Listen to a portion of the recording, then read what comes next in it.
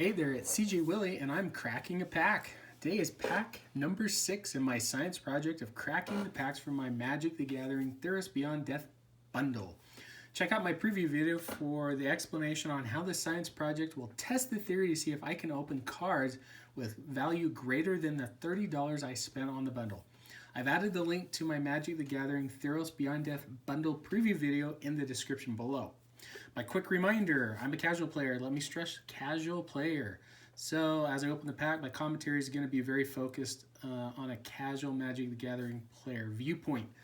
I think it's a cool way, a different way to rate Magic cards. So after I open the pack, I'm going to choose what I think is the best card out of the pack. Maybe you agree, maybe you won't, but at least it's going to be something to discuss. Okay, so here we go. We got pack 6, and we're still trying to get down to pack 10. All right, what will pack 6 yield for us? One thing that I noted that was really interesting, I don't think I saw this on Theros, but contains cards from 1 to 254 of Theros Beyond Death. Includes 1 rare mythic, hopefully a mythic in here, 3 uncommon, 10 common, and basic land cards. Foil cards replace rarity at common in 1 and 3 boosters. That's sports card lingo. Planeswalker God and Demigod cards may have alternate frames details at magicwizards.com product details.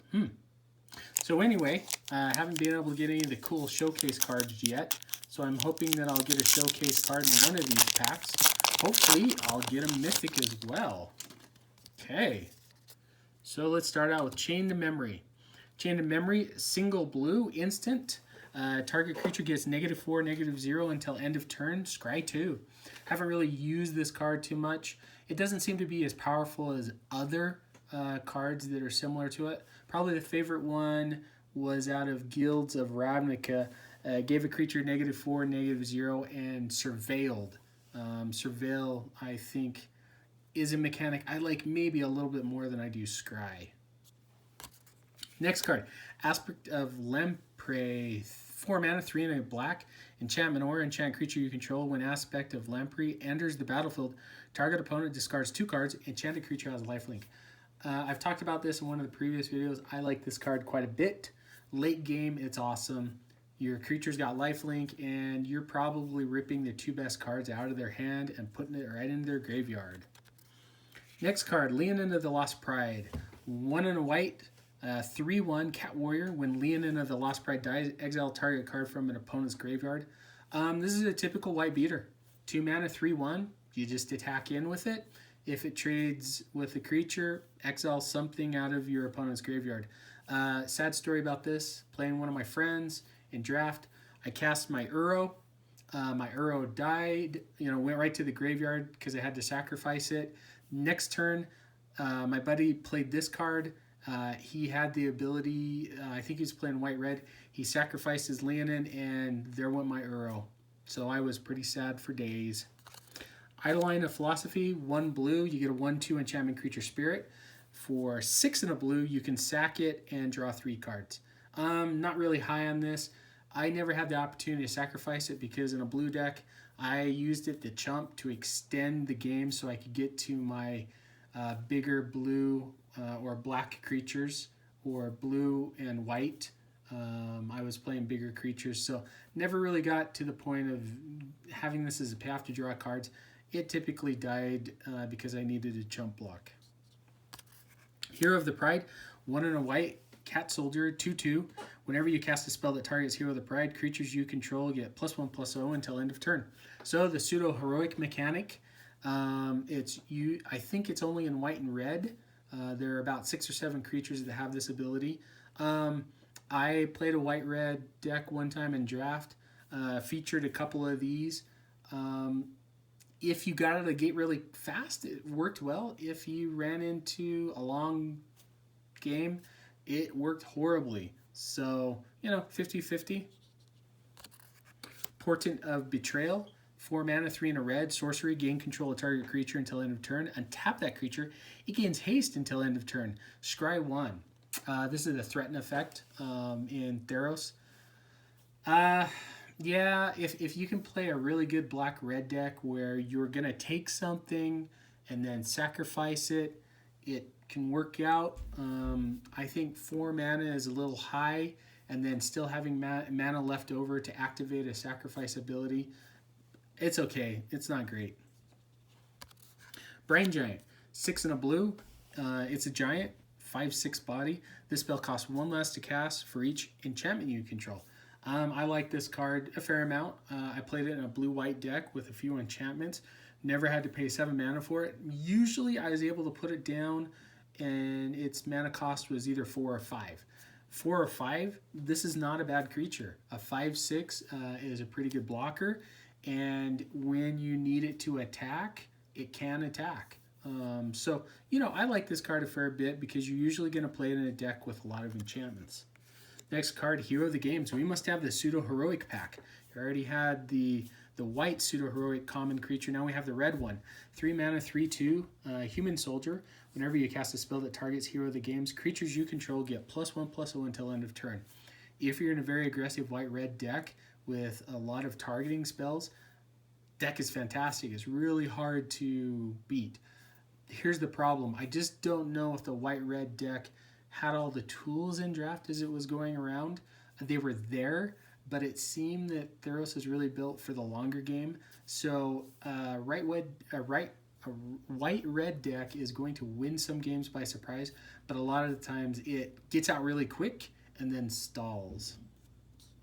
Okay, Illusion Caryatid, 1 and a green, 1/1 plant.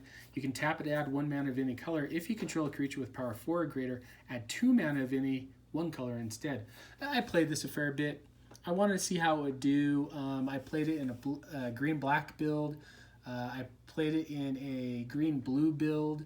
I even tried it with a Sultai build because I needed some mana fixing. It was okay. The interesting thing is it never really was the target of my opponent. They never really got rid of it, so I was able to generate the mana I needed. It wasn't too often that I had a 4-power creature and I could generate 2 mana. Typically, it was just a single mana addition to my mana pool. Nyxborn Brute, 5 mana, 3 and 2 red, just a vanilla creature, 7/3. I'm not very high on this creature. I will say that there are times that I played against it, and you slap an enchantment on it like Impending Doom or Eros' Blessing, and you can't deal with a 10/6. You can't deal with a 6/4. I even saw an aspect of Manticore played on it. It gave it first strike, off out of the gate, and then after that it was a 9/3. Sometimes it can be hard to play against, but it's not a creature that I actively look in playing. First uncommon, Heroes of the Revel. Yep, here we go. We've got the Pseudo-Heroic pack. 5 mana, 4 and a red, Satyr Soldier that's a 4/4. When it enters the battlefield, you create a 1/1 red Satyr creature token that can't block. Whenever you cast a spell that targets Hero of the Revel, creatures you control get +1/+0 until end of turn. So yeah, it seems to be a little higher mana cost for your low to the ground red-white deck. I actually found this to be really useful in either red-green or red-black. This Satyr creature token that it pops out is a really good sacrifice target. Okay, next uncommon, Renata, Called to the Hunt. 2 and 2 green for a star 3. Its power is equal to your devotion to green, being a legendary enchantment creature demigod. Each other creature you control enters the battlefield with an additional +1/+1 counter on it. I really liked Renata. Any creature that's entering with a +1/+1 counter is pretty powerful. And red, green, red, black, red, blue. Sorry, let me get this straight. Green, red, green, black, and green, blue. Renata is a really good card. Letting all the creatures enter with a +1/+1 counter really tips the scales in your favor. So it's a card that I played and I really liked. Our rare, oh no, we got one more uncommon. Commanding Presence. 4 mana, 3 and a white. It's an enchantment aura. Enchanted creature. Enchanted creature gets +2/+2 and has first strike. And whenever this creature deals combat damage to a player, create a 1/1 white Human Soldier creature token. I like this card a fair bit too. I played it in a blue-white Flyers deck. Flyers usually have evasion that can't be blocked. I'd slap it on a flyer and hit my opponent, create a 1/1 soldier token. What was interesting, I played a game against one of my friends. He was playing a black-red deck. He went and put the enchantment on my creature that had to sacrifice a creature at the beginning of my upkeep. He had no way to block my flyer, so every turn I was able to pump out a 1/1 that I was just sacrificing to that enchantment and playing other creatures. It was a pretty good card. I liked it. Okay, the rare is Dahlia of the Endless Dance. 1 red, 1 green. It's a 2/2 legendary creature satyr. Has haste. Other satyrs you control get +1/+1 and have haste. Whenever you attack with 3 or more creatures, you may discard a card at random. If you do, draw 2 cards. I don't like this card. I don't think satyrs is a tribal deck.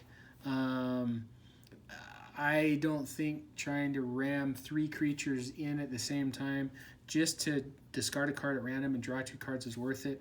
I'd be really interested to see anyone that's really high on Dahlia of the Endless Dance. And then we have a forest, and please not a 1/1 white soldier. Oh, there we go. 1/1 human soldier. Great. Feels like every single pack except for one is going to have that. My favorite card is Renata, Called to the Hunt. It's a card that I think in a mono green deck, it'll be a lot of fun. It's something I look to trying in. I've got a Pioneer red-green deck that the creatures already are low-costed and come out with a pretty high power and toughness. And if they're entering with a +1/+1 counter on them, it just makes them all that better. Most of them have trample, so that's fast, quick damage and an easy win. So anyway, I hope you enjoyed the video. If you did like it, please subscribe and share. Until next time when I crack pack number 7 from my Magic the Gathering Theros Beyond Death bundle, remember, we're doing this for science.